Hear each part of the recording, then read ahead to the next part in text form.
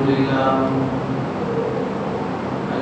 لله نحمده ونستعينه ونستغفره ونؤمن به ونتوكل عليه ونعوذ بالله من شرور أنفسنا ومن سيئات أعمالنا من يهده الله فلا مضل له ومن يضلله فلا هادي له ونشهد أن لا إله إلا الله ونشهد أن محمدا عبده ورسوله أما بعد فقد قال الله تبارك وتعالى في القرآن المجيد والفرقان الحميد أعوذ بالله من الشيطان الرجيم بسم الله الرحمن الرحيم يا أيها الذين آمنوا أوفوا بالعقود وقال تعالى كلوا واشربوا ولا تسرفوا إنه لا يحب المسرفين وقال النبي صلى الله عليه وسلم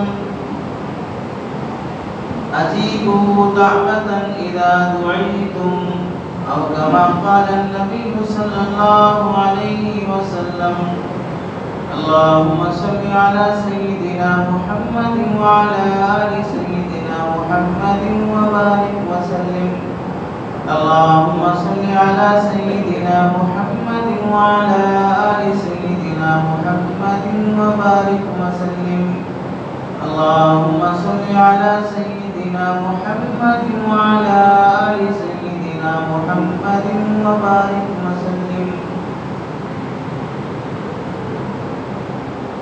میرے محترم عزیزوں بزرگوں اور دوستوں،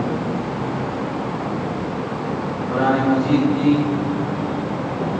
2 آیتوں کا حصہ اور ایک حدیث پاک آپ حضرات کے سامنے پڑھی گئی ہے۔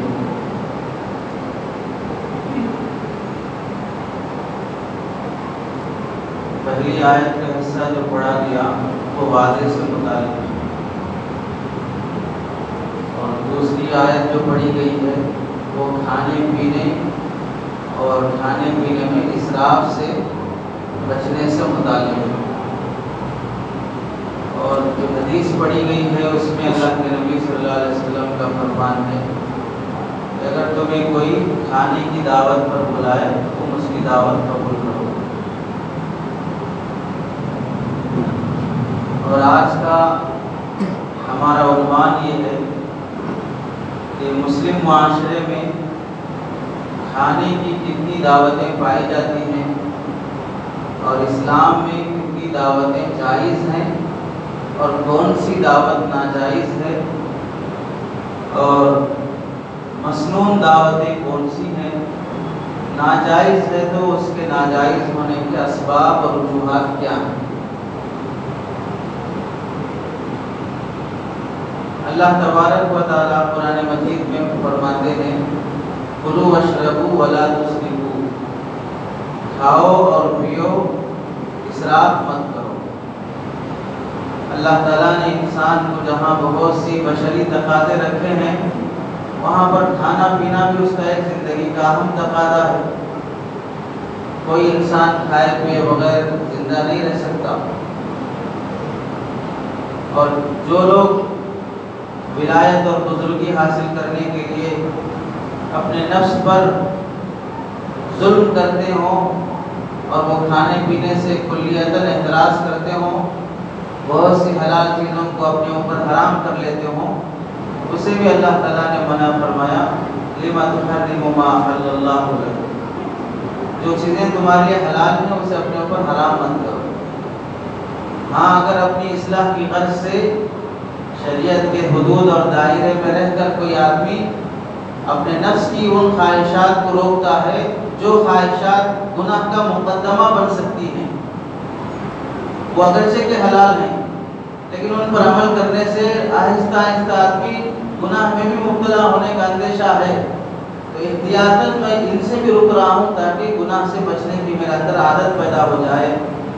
اس نیت سے اگر کوئی آدمی جائز چیزوں کو کھانے سے بھی رکتا ہے تو پھر اس کے لیے وہ جائز ہے، کوئی حرج اور گناہ کی بات نہیں ہے۔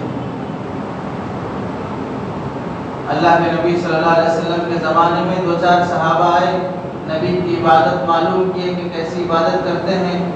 ازواج مطہرات میں سے حضرت اماں عائشہ رضی اللہ تعالیٰ عنہ نے فرمایا کہ گھر کے معاملات یہ ہیں، رات میں کافی نفلیں پڑھتے ہیں، روزے بھی اکثر رکھتے رہتے ہیں۔ تو ان میں سے کسی نے کہا کہ آج کے بعد سے میں شادی نہیں کروں گا، آج کے بعد سے میں دن میں کھانا نہیں کھاؤں گا، روزے ہی رکھوں گا۔ اور ایسی قسم کھا لیے یا منت مان لیے، جیسا کہ ان لوگوں نے عزم کر لیا کہ ہم شادی نہیں کریں گے اور ہم دن میں روزے رکھیں گے اور کھانا نہیں کھائیں گے اور رات میں نہیں سوئیں گے، رات بھر نفلیں پڑھتے رہیں گے۔ اللہ کے نبی صلی اللہ علیہ وسلم تشریف لانے کے بعد جب گھر پہ پتہ چلا کہ ایسا آئے تھے بعض صحابہ اور قسم کھا لیے تھے یا اس طرح کا عزم کر لیے تھے، اللہ کے نبی مسجد میں تشریف لائے اور فرمایا کہ میں تمہارے لیے اسوہ اور نمونہ ہوں، تمہارے لیے رہبر ہوں، میں کھاتا بھی ہوں، روزے بھی رکھتا ہوں، میں شادی بھی کیا ہوں، میں رات میں سوتا بھی ہوں اور کبھی عبادت بھی کرتا ہوں۔ ایسا نہیں ہے کہ ہمیشہ عبادت بھی کرتا ہوں رات میں، کبھی سوتا ہی نہیں ہوں، ایسا نہیں ہے، سوتے بھی ہیں اور عبادت بھی کرتے ہیں۔ اور ایسا نہیں ہے کہ دن بھر ہمیشہ پورے سال روزے رکھتے ہیں، روزے بھی رکھتا ہوں چند دن اور چند دن کھاتا بھی ہوں۔ ہمیشہ روزے رکھنے کی منت مان لینا یہ بھی خلاف شریعت اور مزاج شریعت کے خلاف ہے۔ تو کھانا پینا انسان کی زندگی سے جڑا ہوا ہے۔ ہم لوگوں کے اندر کھانے کی صفت زیادہ ہے، کھلانے کی صفت کم ہے۔ بچپن سے ہی ہم لوگ کھانے کے ماہر بنتے ہیں اور ہمیں مستقل پریکٹس کر کے کھانے کے ماہر بنایا جاتا ہے۔ کھلانے کا مزاج ہمارے اندر پیدا نہیں ہوا، اور جو کچھ بھی کھلانے کا مزاج پیدا ہوا ہے وہ ایک رسم و رواج کے تحت چل رہا ہے، وہ ایک اخلاقی اور ایک خوشدلی کے ساتھ اگر چل رہا ہو تو بہت اچھی بات ہے، شریعت کا مزاج ہے۔ لیکن صرف رسم و رواج کے تحت چل رہا ہے تو پھر یہ تو شریعت کے خلاف ہے۔ کھانے میں تو ہم بہت آگے رہتے ہیں، بغیر بلائے کے بھی گھس جاتے ہیں۔ بہت سی دعوتوں میں کھانا اس واسطے کم پڑ جاتا ہے کہ بغیر بلائے کے بھی طفیلی آ گئے تھے، طفیلی لوگ آ گئے تھے۔ طفیلی کسے کہتے ہیں؟ آپ نے ایک صاحب کو دعوت دیا، بھائی ہمارا ولیمہ ہے آپ تشریف لا لیں، تو وہ صاحب آتے ہوئے اپنے چمچے کو بھی ساتھ لے لیے سالن والن کھلانے کے لیے۔ اب وہ جب بازو بیٹھے گا تو کچھ نہ کچھ اٹھا کے ڈالتا رہے گا، اب اسے چمچہ ہی کہا جائے گا۔ اب اسے بھی ساتھ لے لیے، اب جب اسے ساتھ بولی بھائی تم بھی آ جاؤ میرے ساتھ، اب جب وہ ساتھ آنے لگا تو یہ جو طفیلی تھا وہ اور ایک کو بلا کے لایا اپنے ساتھ۔ اب 3 آدمی پہنچ گئے، جس نے بلایا تھا اس نے پوچھا کہ بھائی میں نے آپ کو دعوت دیا تھا، یہ صاحب کون ہے؟ کیونکہ یہ میرے طفیلی ہیں۔ تو یہ بازو والے کون ہیں؟ یہ طفیلی ہیں، طفیلی کے طفیلی ہیں، یہ طفیلی ہیں۔ اللہ کے نبی صلی اللہ علیہ وسلم نے فرمایا جو آدمی بغیر بلائے کے دعوت میں شریک ہو رہا ہو وہ آدمی چور بن کے آتا ہے اور ڈاکو بن کے جاتا ہے، لٹیرا ہے وہ آدمی جو بغیر بلائے کے کسی کی دعوت میں شریک ہو رہا ہو۔ اللہ کے نبی صلی اللہ علیہ وسلم کو ایک مرتبہ حضرت صہیب رومی رضی اللہ تعالیٰ عنہ کھانا بنا کے دعوت کا انتظام کیے۔ دعوت کرانا شریعت میں بہت افضل چیز ہے، کھانا کھلانا بہت افضل عبادت ہے۔ حضرت علی رضی اللہ تعالیٰ عنہ سے مروی ہے، آپ فرماتے ہیں کہ میں 1 سا اناج سے کچھ کھانا تیار کروں، 3-3.5 سیر اناج سے میں کچھ کھانا تیار کر کے اپنے دوستوں اور ساتھیوں کو کھلاؤں کہ مجھے بہت پسند ہے اس بات سے کہ میں بازار میں جا کر محنت کر کے کما کے اس پیسے سے ایک غلام خرید کر وہ غلام اللہ کے راستے میں آزاد کر دوں۔ غلام آزاد کرنے سے بھی زیادہ مجھے یہ پسند ہے کہ میں اپنے دوستوں کو کھانا کھلاؤں۔ حضرت ابن عمر رضی اللہ عنہ کی تاریخ میں سوانے میں لکھا ہے کبھی بھی 2 وقت کا جو کھانا کھاتے تھے اس میں کبھی بھی جب تک حضرت کے ساتھ حضرت ابن عمر رضی اللہ عنہ کے ساتھ کوئی محلے کا غریب نہیں ہوتا اس وقت تک کھانے کو ہاتھ نہیں لگاتے۔ اور سوانے میں لکھا ہے کہ بعض مرتبہ ایسا ہوتا کہ کوئی نہ کوئی یتیم حضرت ابن عمر رضی اللہ عنہ کے دسترخوان پہ ہونا ضروری تھا، اگر کوئی یتیم دسترخوان پہ نہیں ہوتا تو کھانا نہیں کھاتے، بلکہ کسی نہ کسی یتیم کی تلاش میں لوگوں کو بھیجتے کہ جاؤ، غلاموں کو بھیجتے کسی یتیم کو تلاش کر کے لاؤ۔ اور غریبوں کو ساتھ رکھ کے کھلانے کی عادت تھی۔ بعض مرتبہ ایسے بھی ہوتا، حضرت ابن عمر کی زوجہ فرماتی ہیں، بعض مرتبہ ایسے بھی ہوتا کہ غریبوں کو ساتھ رکھنے میں پہلے غریبوں کو کھانا کھلاتی، اس کے بعد خود تناول فرماتے۔ کبھی کبھار ایسا ہوتا کہ غریب جو کھانا کھانے کے لیے بیٹھے پورا کھا لیتے، کھانا کچھ نہیں بچتا، تو پھر حضرت ابن عمر کے لیے گھر میں سے کھجور کا شربت بنا کے دے دیا جاتا، وہی پی کے رہ جاتا۔ ایک بار یتیم کو تلاش کرنے کے لیے بھیجے کہ کسی کو تلاش کر کے لاؤ، نہیں ملا۔ اب نہیں ملا تو کیا کریں، کھانے کے لیے بیٹھے اور دوسرے غریبوں کو بھی بلا لیا، اور جب کھانے لگے تو غریب کھانا کھا کے فارغ ہو گئے، پورا کھانا ختم ہو گیا۔ حضرت ابن عمر رضی اللہ تعالیٰ عنہ جو کھجور کا شربت پی رہے تھے، پینے کے درمیان یہ غریب بچہ آ گیا، تو حضرت ابن عمر رضی اللہ تعالیٰ عنہ نے وہ شربت اٹھا کے اسے دے دیا۔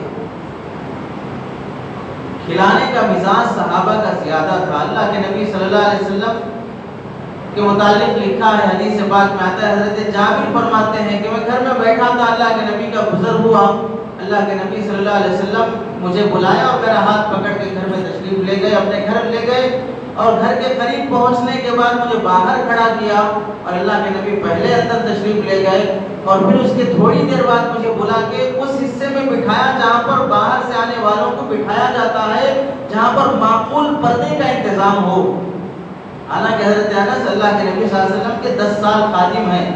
حضرت جابر کا قصہ ہے، حضرت جابر فرماتے ہیں کہ مجھے بلا کے اس حصے میں بٹھایا جہاں پر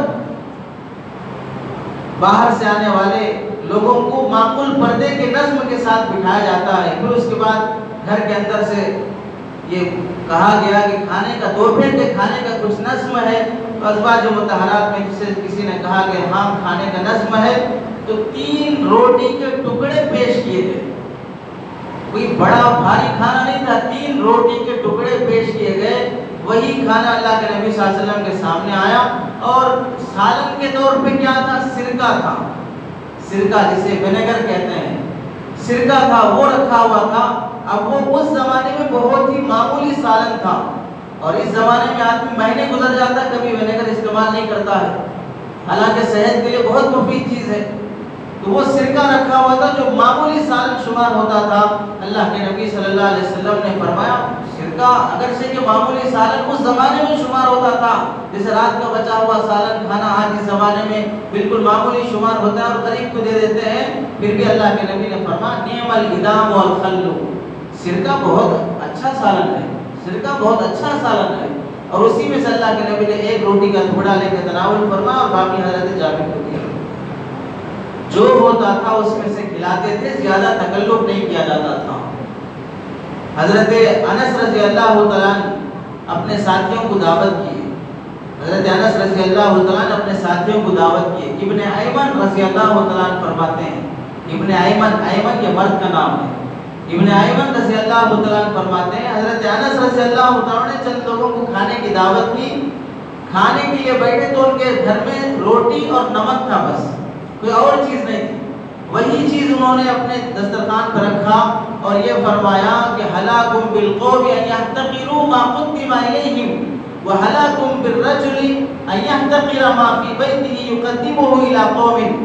اللہ کے نبی صلی اللہ علیہ وسلم نے فرمایا جب تم کسی کی دعوت کرو اور دعوت کرتے وقت جو تمہارے گھر میں ہے وہ پیش کر دو، تیاری میں زیادہ تکلف مت کرو، اور اس مہمان کے لیے ہلاکت ہے، اس مہمان کے لیے ہلاکت و بربادی ہے کہ اس کے سامنے کھانے کی کوئی معمولی چیز رکھی گئی اور وہ اسے حقارت کی نظر سے دیکھے اور اس دعوت کو قبول کرنے پہ تیار نہ ہو، اور اس میزبان کے لیے ہلاکت ہے جس میزبان کے گھر میں کوئی معمولی چیز رکھی ہوئی ہے اور وہ دعوت دینے میں شرماتا ہے اس وجہ سے کہ معمولی چیز میں کیا دوسروں کو کھلاؤں، کیا دعوت دوں، اس وجہ سے وہ شرماتا ہے، تو اللہ کے نبی فرماتے ہیں ایسے دعوت کرنے والے میزبان کے لیے ہلاکت ہے۔ جو کھلا رہا ہے اسے معمولی نہ سمجھے، جو کھا رہا ہے اسے بھی معمولی نہ سمجھے۔ اللہ کے نبی نے فرمایا لو دعیت الی قراع لاجبت، اگر مجھے دعوت دینے والا گوشت کے کسی معمولی ٹکڑے کی دعوت دے رہا ہے۔ اس زمانے میں سرا پائی بہت حقیر چیز شمار ہوتی تھی۔ ران کی گوشت مزے سے لوگ استعمال کرتے تھے، جیسے آج بھی ہے، ران کی گوشت کا ریٹ الگ ہوتا ہے، باقی کا ریٹ الگ رہتا ہے۔ اس زمانے میں وہ سرا پائی معمولی شمار ہوتی تھی۔ اللہ کے نبی فرماتے ہیں اس کھر کی دعوت کا بھی مجھے بلایا جائے اس کے لیے تو میں دعوت ضرور قبول کروں گا۔ دعوت دینا سنت ہے، دعوت دینے پر اگر وہ مسنون دعوت ہے اور انسان کو کوئی عذر نہیں ہے تو پھر اسے قبول کرنا واجب ہو جاتا ہے۔ بعض مرتبہ عجیب دعوت اذا دعیتم، اللہ کے نبی نے فرمایا دعوت قبول کرو اگر تمہیں کوئی دعوت کے لیے بلائے اور کھلائے۔ حضرت سلمان فارسی رضی اللہ تعالیٰ ایک مرتبہ ساتھیوں کی دعوت کی اور فرمایا اللہ کے نبی صلی اللہ علیہ وسلم نے ہمیں تکلف کرنے سے منع کیا ہے، جو گھر میں ہے وہ پیش کرنے کا حکم دیا ہے، اس واسطے اگر تکلف کرنے کی اجازت ہوتی تو میں کرتا، لیکن اللہ کے نبی نے تکلف کرنے سے منع کیا، جو ہے وہ پیش کر دوں گا۔ اور گھر میں کیا تھا اس وقت حضرت سلمان فارسی رضی اللہ تعالیٰ عنہ کے دو چار روٹیاں تھیں اور نمک تھا، بس سالن کچھ نہیں تھا، صرف نمک تھا۔ وہی روٹیاں اور نمک لا کر پیش کر دیا۔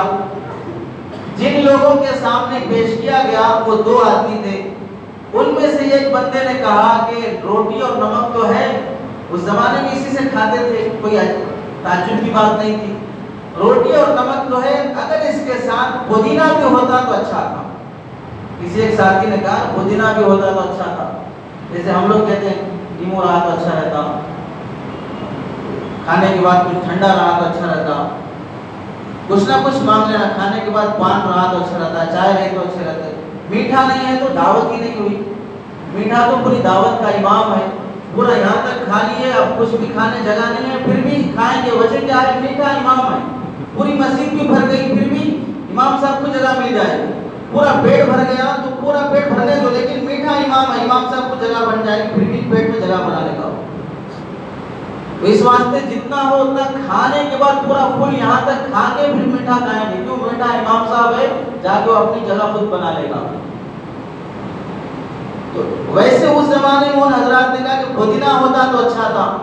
حضرت سلمان فارسی رضی اللہ عنہ کے پاس پودینہ لانے کے لیے پیسہ نہیں تھا، تو وہ مہمان کے اکرام میں مانگنے کی بنیاد پر اپنا لوٹا، جو وضو کا لوٹا تھا، وہ لوٹا لے جا کے دکاندار کے پاس گروی رکھا اور یہ کہا کہ میرا لوٹا رکھ لو اور مجھے تھوڑا پودینہ دے دو، جب پیسہ آئے گا تو تمہارا پیسہ لوٹا کے میں اپنا لوٹا واپس کر لوں گا۔ پودینہ لا کر اپنے مہمان کے سامنے رکھا۔ کھانے سے فارغ ہونے کے بعد اب وہ لوگ دعا پڑھنے لگے۔ دعا کیا پڑھنے لگے؟ الحمدللہ الذی قنعنا بما رزقنا، تمام تعریفیں اس اللہ کے لیے ہیں کہ ہمیں اللہ نے توفیق دی کہ ہم قناعت کر لیں اس روزی پر جو روزی اللہ نے ہمیں دی ہے۔ حضرت سلمان فارسی نے فرمایا لو قنعت بما رزقك اللہ لما کان مدہری مرہونتا، اگر تم قناعت کر لیتے تو پھر میرا لوٹا گروی نہیں رکھا جاتا، اگر تم قناعت کر لیتے تو میرا لوٹا گروی نہیں رکھا جاتا، تم پودینہ مانگنے کی وجہ سے میرا لوٹا مجھے گروی رکھنا پڑا۔ اس واسطے مہمان کو اجازت نہیں ہے کہ جو رکھا گیا ہے اس پر کوئی مزید چیز کا مطالبہ کرے۔ بعض مرتبہ ایسا بھی ہوا ہے کہ مہمان آنے والے میزبان کی تکلف میں دہی منگانے کے لیے بھیجا، ٹھنڈا منگانے کے لیے بھیجا، بچہ گیا لانے کے لیے، سڑک پار ہونا اسے نہیں آتا، ایکسیڈنٹ ہو گیا اور وہیں مر گیا۔ ایسے بھی حادثات ہوئے ہیں۔ اس واسطے مہمان کو مانگنے کی اجازت نہیں ہے اور جو چیز پیش کی گئی اس میں تکلف کرنے کی اجازت نہیں ہے اور میزبان کو بھی تکلف کرنے کی اجازت نہیں ہے، جو ہے اسے پیش کرنے میں تحقیر اور معمولی سمجھنے کی بھی اجازت نہیں ہے۔ ہمارے معاشرے میں جو دعوتیں مسلمانوں نے اپنا رکھی ہیں، شرعاً ان دعوتوں کے کیا احکام ہیں؟ شریعت میں دو چار دعوتیں ایسی ہیں جو جائز ہیں اور بعض دعوتیں مسنون ہیں، لیکن معاشرے میں جو دعوتیں رائج ہیں ان دعوتوں کی جب فہرست بنائی گئی تقریباً وہ 22 دعوتیں ہوتی ہیں، 20 سے 22 دعوتیں ہوتی ہیں۔ پہلے آپ دعوتوں کے نام سن لیں، میں لکھ کے لا گیا ہوں، چونکہ اتنا کھانے کا عادی ہمارا مسلمان ہے تو کہاں یاد رکھیں گے بھائی اتنے کھانے ہیں بول کے؟ تو اس واسطے لکھ کے ہی لانا پڑے گا. اور اتنے کھانوں میں اگر میں شریک ہوا رہتا تو مجھے یاد رہتا کہ بھائی اتنے کھانے میں کھایا ہوں بول کے. کیونکہ بھائی اتنے کھانے نہیں کھایا ہوں، ہو سکتا ہے آپ لوگوں کو یاد ہو. چند دعوتیں دیکھیں، منگنی کی دعوت، نکاح کی دعوت، ولیمے کی دعوت. کوئی چھوٹ جائے تو آپ بولیں.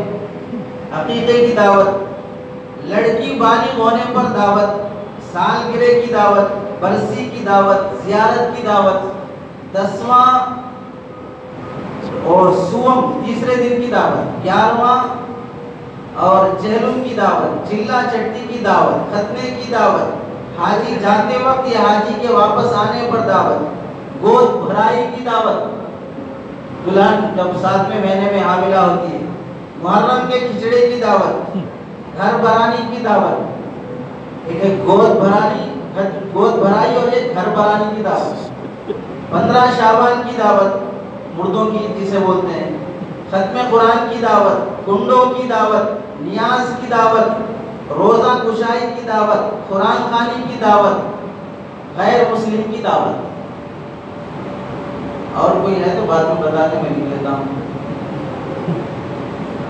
اتنی دعوتیں مسلمان معاشرے میں پائی جاتی ہیں. اب آپ لوگ نوٹ کر لیں تاکہ شریک ہونے میں سہولت رہتی ہے. نمبر وار آپ حصہ لے سکتے ہیں. شریعت میں کون سی دعوت جائز ہے اور کون سی دعوت ناجائز ہے؟ اللہ کے نبی صلی اللہ علیہ وسلم نے فرمایا ولیمے کی دعوت مسنون دعوت ہے. حضرت عبد الرحمن کا نکاح ہوا رضی اللہ تعالیٰ، اللہ کے نبی نے فرمایا اولیم ولو بشاتن، ولیمہ کرو، زیادہ طاقت نہیں ہے تو ایک بکری ہی کاٹ کے ولیمہ کر دو. ولیمے کی دعوت مسنون ہے. لیکن مروجہ ہمارے اس زمانے میں ولیمے کی جو دعوت کی جاتی ہے اس دعوت میں آدمی اس قدر اہتمام کرتا ہے کہ بعض لوگ نکاح اور ولیمہ ملا کے کرنے کو شرم سمجھتے ہیں. ہماری عزت کے خلاف ہے، ہم ولیمہ الگ کریں گے. اور پھر ولیمے کی دعوت میں اسراف اور فضول خرچی، ویڈیوگرافی، گانا بجانا، اور پھر عورتوں کے کھانے کی جگہ پر ویٹر جو انتظام کرنے والا ہے وہ مرد رہے گا. کھانے والی عورتوں کے سیکشن میں مرد حضرات کو سپلائی کرتے ہوں گے، اور پھر مردوں کی جگہ پر عورتیں بھی آ جاتی ہیں سپلائی کرنے کے لیے. اور فضول خرچی اس قدر کے مطالبے کے ساتھ، یعنی اتنے لوگ ہمارے آئیں گے، اتنے لوگ فلاں کے آئیں گے، اور پھر بھاری سا فنکشن ہال جس میں لاکھوں روپے کا خرچ ہو. اس طرح کے لوازمات کے ساتھ اگر ولیمے کی دعوت بھی کی جاتی ہے، اور پھر خاص طور سے ولیمے کی دعوت میں لڑکی والوں سے جوڑے کی رقم لی ہوئے مال اور اس پیسے سے کی جاتی ہو تو پھر یہ ولیمہ حرام اور ناجائز ہو جاتا ہے. فی نفسی ولیمے کی دعوت حلال اور مسنون ہے، لیکن جب اس میں حرام پیسہ آ گیا، اور حرام پیسہ کیا ہے؟ جوڑے کی رقم میں جو پیسہ آیا ہے وہ پیسہ اس پیسے سے ولیمہ کرا رہا ہے، تو پھر یہ ولیمہ حرام اور ناجائز ہے. اور اس میں شرکت کرنے والا بھی گنہگار ہوگا، دعوت دینے والا بھی گنہگار ہوگا. ایسے ولیمے کی کوئی اجازت نہیں ہے. اور ایسے ہی منگنی کی دعوت، ابھی نسبت طے ہونا ہے، نسبت طے ہونے سے پہلے ہی منگنی کرنے کے لیے، یعنی رشتہ پکا کرنے کے لیے کہ ہماری طرف سے 100 آدمی آ رہے ہیں، ہماری طرف سے 200 آدمی آ رہے ہیں، 200 آدمی آ رہے ہیں رشتہ پکا کرنے کے لیے. کس کا رشتہ؟ ایک آدمی کا رشتہ. ایک آدمی کا رشتہ پکا کرنے کے لیے 100 آدمی آ رہے ہیں. ایک آدمی کا جنازہ اٹھانے کے لیے 100 آدمی نہیں آتے، ایک آدمی کا رشتہ پکا کرنے کے لیے 100 آدمی آ رہے ہیں. اور منگنی رشتہ طے کرنا فنکشن ہال میں ہو رہا ہے، اور اس منگنی میں جوڑے کی رقم کا تبادلہ ہو رہا ہے. ادھر سے سوٹ اور جوڑا اور اس کی رقم دی جا رہی ہے، اور ادھر سے بچی کے لیے کپڑے اور چین اور فلاں فلاں دیے جا رہے ہیں. ادھر سے انگوٹھی ڈالی جا رہی ہے، ادھر سے واش یا کوئی بھی چیز ڈالی جا رہی ہے. اس طرح کا بزنس، یعنی کہ اس طرح کا تبادلہ ہو رہا ہے کہ تم یہ دو ہم وہ دیں گے، تم یہ ڈالو ہم وہ ڈالیں گے. اس طرح کر کے منگنی کی جا رہی ہے. تو ظاہر سی بات ہے کہ اس منگنی کی شریعت میں کوئی اجازت نہیں ہے. ایسے منگنی میں شریک ہونا اور ایسی دعوت کو قبول کرنا ناجائز اور حرام ہے. جو مطالبے کے بعد زبردستی سے کی جاتی ہو، ہمارے 100 آدمی آئیں گے، کھلانے والا وہ طاقت نہیں رکھتا ہے کہ 100 آدمیوں کو کھلا سکے، لیکن لیکن اب اپنی عزت بچانا ہے، بیٹی کا رشتہ کرنا ہے، اسے اٹھانا ہے. اب اسے اٹھانا ہے تو اتنے لوگوں کو کھلانا پڑے گا، اتنے لوگوں کا پیٹ بھرنا پڑے گا. اور بعض مرتبہ منگنی سے پہلے صرف دیکھنے کے لیے، بچی دیکھنے، لڑکی دیکھنے کے لیے آتے ہیں، اور لڑکی دیکھنے کے لیے بھی 15-20 لوگوں کے قافلے کے ساتھ آتے ہیں. ایک بار دیکھا دل نہیں بھرا، پھر ایک ہفتے کے بعد کسی اور چاچا ماموں پھوپھو کسی اور کو اٹھا کے لائے گا. اگر کوئی نہیں ملا تو کرائے کا ماموں لے لے گا، یعنی پڑوس کا کوئی بھی دوست ہے، فلاں تم بھی چلو ساتھ چلیں گے، آدھے گھنٹے کے لیے کرائے پہ آ جاؤ، ٹکٹ میں لگا لوں گا، اٹھا کے لا لیتے ہیں. اب 3-4 مرتبہ صرف لڑکی دیکھنے کے لیے آ رہے ہیں، اور ہر مرتبہ جب آ رہے ہیں تو اس میں لڑکی دکھانے کے لیے اب ان گھر والوں کو، لڑکی والوں کو 3-4 ہزار 5,000 روپے کا خرچ کرنا پڑ رہا ہے. نسبت ہونے سے پہلے ہی 3-4 مرتبہ میں 20 سے 25,000 روپے کے خرچ ہو گئے. تو صرف لڑکی دیکھنے کے لیے جو آ رہے ہیں اور اس میں اس طرح کا بوجھ ڈالا جا رہا ہو تو یہ دعوت بھی حرام اور ناجائز ہے. منگنی کی دعوت مطالبے کے ساتھ ہو رہی تو ناجائز اور حرام ہے. اور نکاح کی دعوت جو لڑکی والے نکاح کے دن اپنی طرف سے کھلاتے ہیں، اس میں اگر سامنے والے کا مطالبہ نہیں ہے، لڑکے والے یہ نہیں بول رہے کہ کھلاؤ، ہم نہیں بولیں گے، آپ کھلائیں آپ کی مرضی، نہیں کھلائیں آپ کی مرضی. ہماری طرف سے جو مہمان آئیں گے وہ ہمارے پاس آئیں گے، ہماری طرف سے آنے والے مہمانوں کا ہم اپنے یہاں انتظام کر رہے ہیں.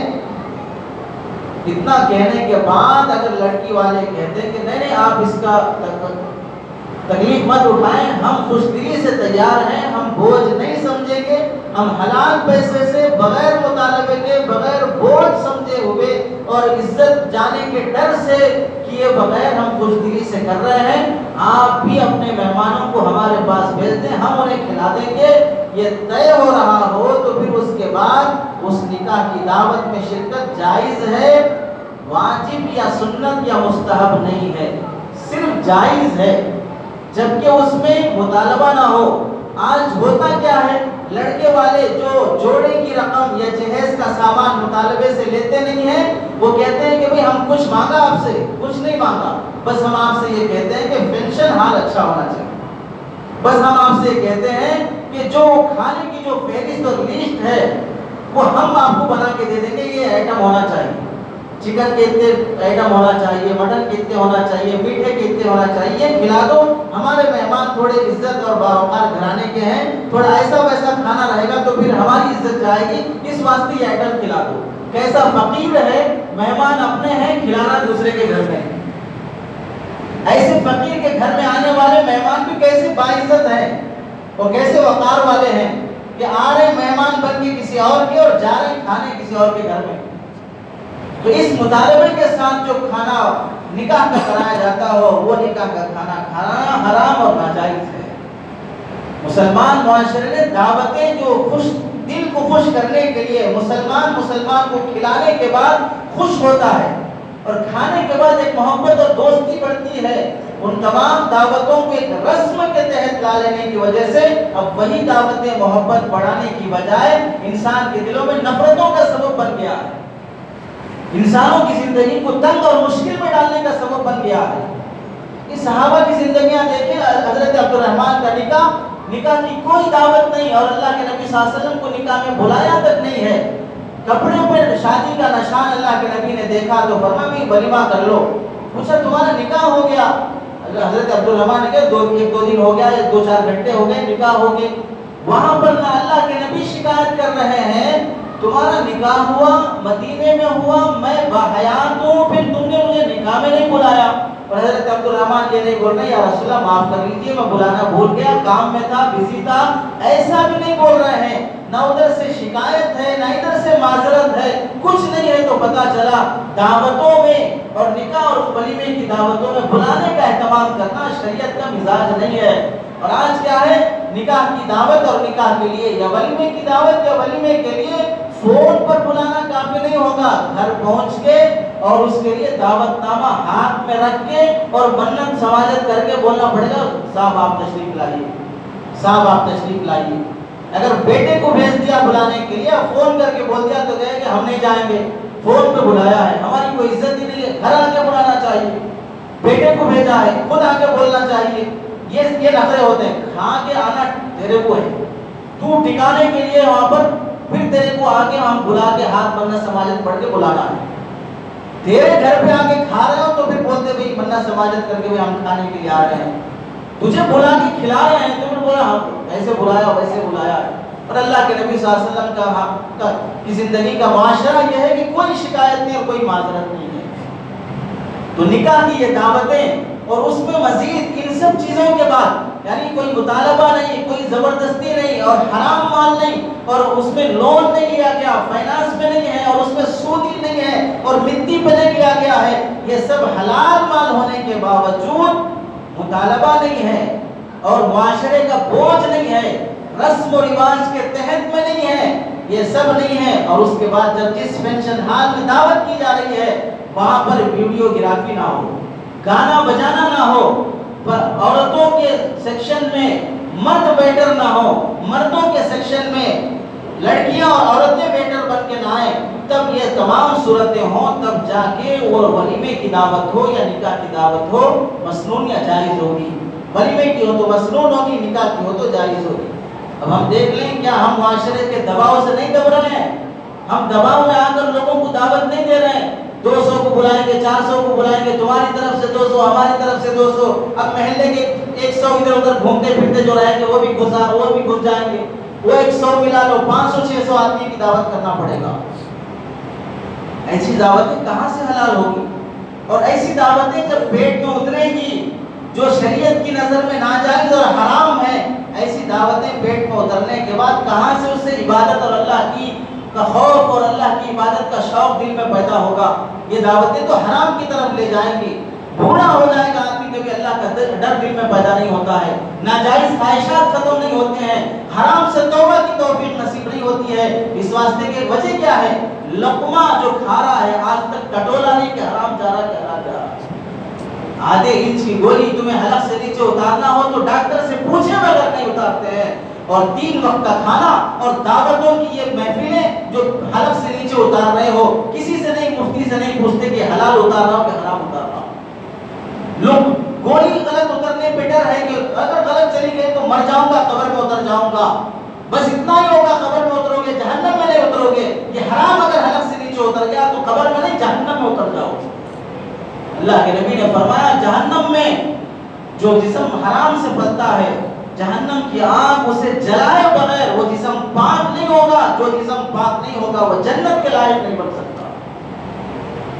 تو دعوت قبول کرنے سے پہلے پوچھ لو بھائی تمہاری دعوت میں کیا اہتمام ہے. ویڈیو گرافی ہے, گانا بجانا ہے, اور پیسہ جو تم استعمال کر رہے ہو کیسا استعمال کر رہے ہو. اگر